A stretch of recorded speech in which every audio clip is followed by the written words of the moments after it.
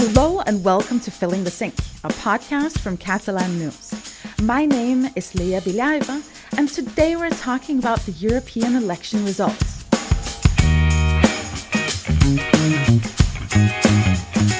During the past 4 days, EU citizens have been casting their ballots in the European parliamentary elections. In Catalonia and the rest of Spain, Sunday, or last night, was the big day. Millions of people flocked to the polling stations to make their voices heard, specifically to elect the 61 representatives for Spain in the European Parliament. The main topics in this European election cycle have been the war in Ukraine, defense, the Green Deal, and migration. The results showed a narrow win for the right and far-right parties in Spain, a part of a general European tendency, while the Socialists secured a solid win in Catalonia. But what will this parliamentary makeup mean for European politics in the next half-decade?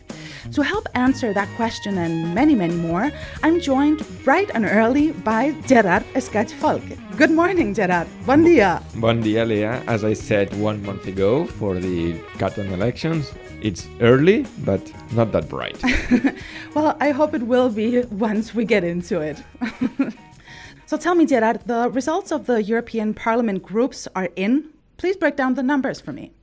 Well, first we need to take into account that these numbers are provisional because some countries, such as Italy, closed their polling stations at 11 p.m. on Sunday, so they are still counting some votes, and they can change a little bit. In fact, they already changed from what we had published yesterday night. But still, the European People's Party would take the lead with 184 seats, as followed by the Progressive Alliance of Socialists and Democrats, the S&D, with 139 seats. Then we would have the Renew Europe, which is a liberal party, with 80, followed by European Conservatives and Reformists, a far-right party, with 73.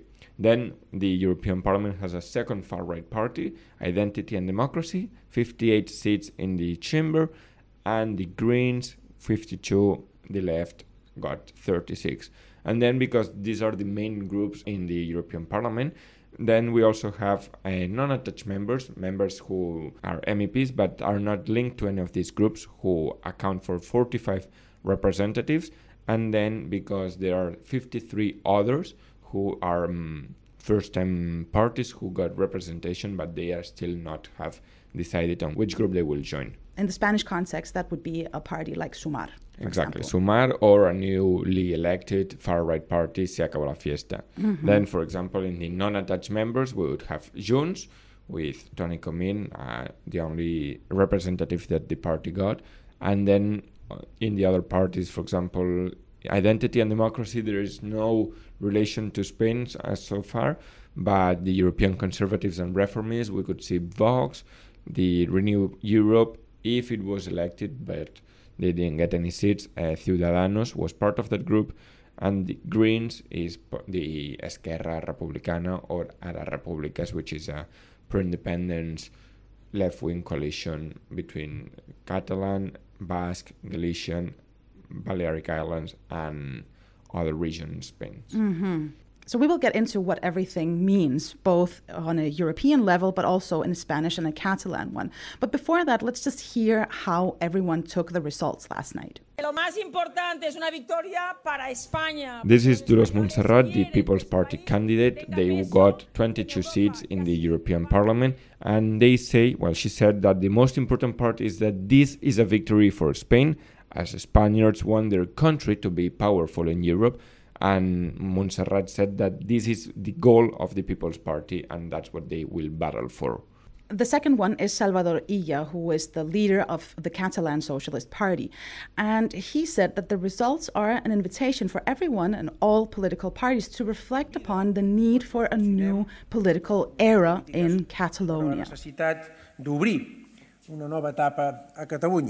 Yeah, in fact, Salvador Illa won the Catalan elections just 1 month ago. And here in Catalonia, while in Spain the People's Party got 22 seats, here in Catalonia the Socialists won in the number of votes. They got 30% of the votes counted, just doubling the second most voted party, which was Junts, with 430,000 votes, just 300,000 less than the Socialists. which got 30% of the votes, and Junts got 18% of the votes. Entendemos perfectamente que el presidente Macron... This is José Antonio Fuster, who's the spokesperson of Vox, and he said last night, "We perfectly understand that the French president, Emmanuel Macron, has understood that he cannot govern like this. Hopefully others will follow his path also here in Spain." And with this, he referred to Spanish Prime Minister Pedro Sánchez. Explain this thing to me. Yeah, exactly. José Antonio Fuster spoke after French President Emmanuel Macron came out and said that he was calling for a snap legislative election after seeing the exit polls results and seeing that Marine Le Pen's party, National Rally or Rassemblement National, won the European elections with doubling the number of seats and the percentage vote. So that's what Emmanuel Macron did just after the exit polls came. He came out and he announced a legislative election for end of June and the first week of July. And that's what Vox is calling and urging Pedro Sánchez to do, to say, hey, you cannot govern like this, you should step down and or follow the lead as Macron. The thing is that the Socialists, however, won 20 seats here in Spain, just 2 less than the People's Party, which was the most voted party. So this is coming from a party that got 6 representatives in the chamber. So it's a little bit inconclusive. Yeah, and in addition to that, the Socialist Party did come out and say that they didn't plan on stepping down or doing anything of the sort. As we have seen, there has been a far-right and populist surge across Europe, and amid this context, left-wing pro-independence parties have been able to resurge. This is Diana Riba from Esquerra Republicana. Yeah, exactly. Ara Repúblicas, which is the party that we mentioned before, got 3 MEPs, one for Esquerra here in Catalonia, and the other one for 2 other regional parties. And it's kind of a hold on or a victory for them after seeing the last results in the local Spanish and Catalan elections, because Esquerra Republicana has seen a downtrend in the number of votes. Even though they lost 6 percentage points compared to 2019's results, they were able to hold on the 3 MEPs. No hem complert les nostres expectatives i no són els resultats que esperàvem. And another left-wing party, this one, even though they were not celebrating a victory, they saw that their expectations were not met, and these were not the results that they had hoped for. This is Jaume Sens from Sumar party here in Catalonia. And Jaume Sens said that they are also worried for the low voter turnout, which here in Catalonia was 43%. Mm-hmm. And one of the parties that picked up a lot of votes from people who usually don't vote is Se Acabó la Fiesta, a far-right party that surprised everyone. Yeah, exactly. It's a party led by influencer, or as he calls himself, political analyst Alvise Pérez. He only talks to people through Telegram or X, formerly known as Twitter. And he said that to this parasitic caste that defines themselves as left or right and that had given away Spain to foreign interests, from Se Acabó la Fiesta, from the party is over, that's what the name means, we say enough. That's what Alvise Pérez said to their supporters yesterday night. And the next one that we hear from is Irene Montero from left-wing Podemos.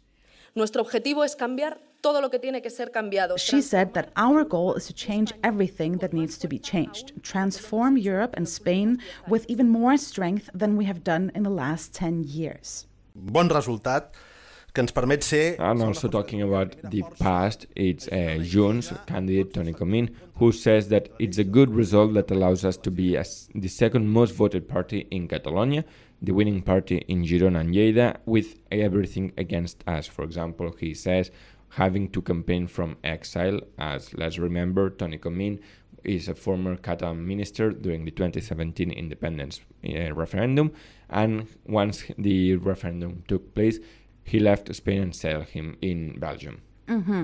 And so he is talking about the results in Catalonia, because indeed Junts had a great election in Catalonia, becoming the second biggest party, but at the same time, on a European level, they got 1 seat. Exactly. They used to have 3 seats in the last term from 2019 to 2024. Let's remember that in 2019, we had Oriol Junqueras, the former vice president, running for Esquerra Republicana, and Carles Puigdemont, the former Catalan president, running for Junts. It was the peak of the independence push. We also saw that in the interest, in the voter turnout, which was 60%, one of the highest in Catalonia and also in Spain, because it was similar. And that was kind of the reason everyone voted. It also coincided with local elections back then, so it's easier to, once you go cast one ballot, you're next to cast the second one. So it's just same process. You don't need to go twice. And Junts, even though they had 3 seats last term, they got 1 seat and they lost 10 percentage points compared to the last election. Mm-hmm. We'll get into a little bit later what all of this means for the independence movement in Catalonia as a whole. But before that, I'd like to ask you into that. Of these results that we just talked about, were there any that surprised you? Well, the first one, aside from Se acabó la fiesta, which we'll talk about it a little bit more, is Ciudadanos, a liberal party that has been in Spain for over a decade, a little bit more, and they lost all their representatives in the European Parliament. They had 8 seats in the last term. And what they announced is that in September, October, November, they still haven't set a date yet. They will call for a general meeting to decide on the future of the party, because they say Ciudadanos will prevail and will continue to exist. That's what Jordi Cañas, the candidate for Ciudadanos, said yesterday night. And the second surprise is obviously the far-right Albizu Pérez's party, Se acabó la fiesta, with 3 seats. In fact, during the campaign, it was unnoticed. They didn't make any noise. Nothing happened until one of the surveys, the CIS, the Spanish government-funded survey agency, published that they would get some seats, 3, 4, 5, and that was like what made all the alarms go on, and everything started to be, so what's this party? Who are they? And in fact, they won almost 800,000 votes. Wow, that's a lot of votes for a totally unknown party. Yeah, exactly. All their campaign, well, if we could call it campaign because it hasn't existed, has been through social media. The Albizu Pérez has 1.2 million followers on Telegram and Instagram combined. So it's kind of a powerful channel to reach his audience of like youngsters and also who have a little bit more of a far-right values such as anti-migration, corruption, and they are against traditional media or traditional parties. Mm-hmm. They have been already compared to the Spanish version of QAnon, which are very famous for spreading disinformation, fake news, being based around conspiracy theories.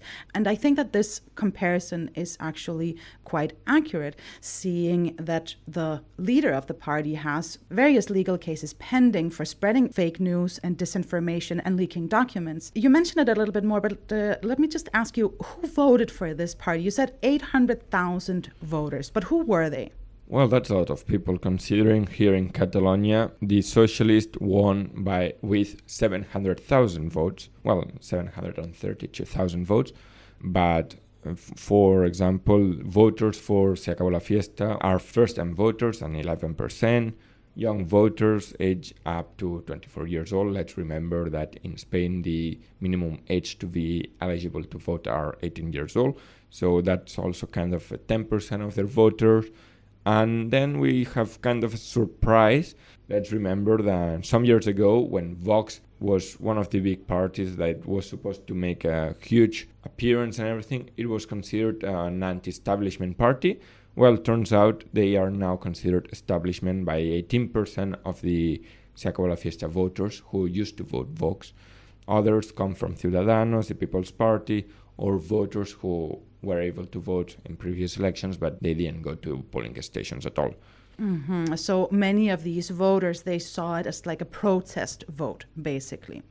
So just for a little bit longer, I would like to remain on a European level, because in the last 5 years, since the last elections in 2019, the European Parliament has, for the most part, been unified, of course, obviously with exceptions, on issues like energy, the European Green Deal, COVID vaccines, the stimulus packs to get through the pandemic, and also a pretty united front against Russia's invasion of Ukraine. not to mention the new migration bill. But in the last couple of months, we have seen cracks in this unity, especially over Israel's military invasion of Gaza. So going forward, do you think that EU will still be this united front? We will be reaching out to the big political families that have formed the platform. This is SD and Renew. We have worked well together over the last 5 years, and therefore we are now building on a constructive and proven relationship.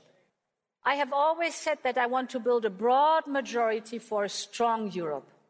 My aim is to continue on this path with those who are pro-European, pro-Ukraine, pro-rule of law. This is Ursula von der Leyen, the European People's Party candidate for European Commissioner and the sitting European Commissioner during the last years. And she said that, yes, that they will continue to battle together. Let's consider that the European People's Party, the SD, Renew Europe, and Greens are all pro-European parties. So what Ursula von der Leyen is saying is that they will continue to battle all together to face the challenges of Europe united or protect Europe. That's more or less what they already said yesterday night. So despite the disagreements, they will continue to battle united. And let's consider that they still need to form a coalition or to sign agreements to take the lead in the European Parliament, to keep the European Commission. So there will be a lot of negotiations going on. Mm-hmm. So we will just have to wait and see what happens. So a vast majority of these polls prior to the elections, they pointed to a significant win for the far-right parties in the European Parliament. And while there was this big surge in many countries, such as France that we mentioned before, Germany also, and Austria and Italy, and also the Netherlands, it seems like the center-right coalition that you just mentioned before will hold steady. But this rise of the far right, what can we attribute that to? Well, there are many things, but one of the main, as one of the BBC reports said, is that many people support populist messages because established politics are not working. That's what they say. It's one of the main reasons. But we also see voters voting for parties with relative and illusionist solutions, primarily protectionist, instead of the previous global approach of the European Union. Now let's have a look at what all of this means to Catalonia. So this far-right surge in the European Parliament, what would that mean in terms of policies for Catalonia? Well, the main one that still needs to be debated and needs to be studied, is it Catalan going to become an official language in the European Parliament or no? Let's consider that if we have a more progressive leadership in the European Parliament, they will be open to such changes. But far-right parties tend to be against minority language and cultural causes. And Catalonia, as we mentioned before, is part of the Spanish constituency, but voting results, they have differed from the rest of Spain. Yeah, exactly. In Spain, we mentioned before, the People's Party won 22 seats, and here in Catalonia, the Socialists won in the number of votes with 30% of the votes casted. But still, that's also kind of interesting to see because we also have the pro-independence parties here in Catalonia, and even though they lost in the number of votes and the Socialists had a surge, they kind of celebrated their victories, both parties, Junts and Esquerra. However, Salvador Illa, as we've heard before, said that it's time for a new era. So it's all wait and see. Mm-hmm. And what do you see as the biggest challenges in the next 5 years, Gerard? Well, that's a good question.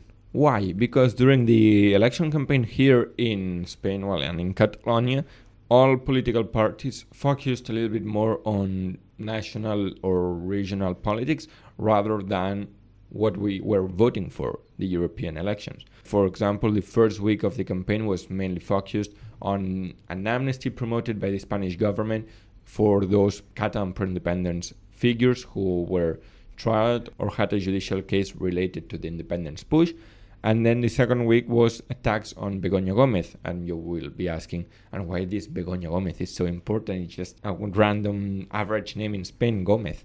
Well, she is the wife of Spanish Prime Minister Pedro Sánchez, and a judge has opened a corruption investigation on her. And people will remember this was already part of the news when Spanish Prime Minister Pedro Sánchez announced on a letter to its citizens that he was going to take 5 days to think about his role for the future. He decided to stay because he said it was the only way to face the muddy lawfare from other parties such as People's Party and Vox. But yeah, that's what we've seen on Spanish politics, so we don't know what are they mainly favoring. And here in Catalonia, politicians, as we just mentioned, were waiting and seeing to see the results after the Catalan election.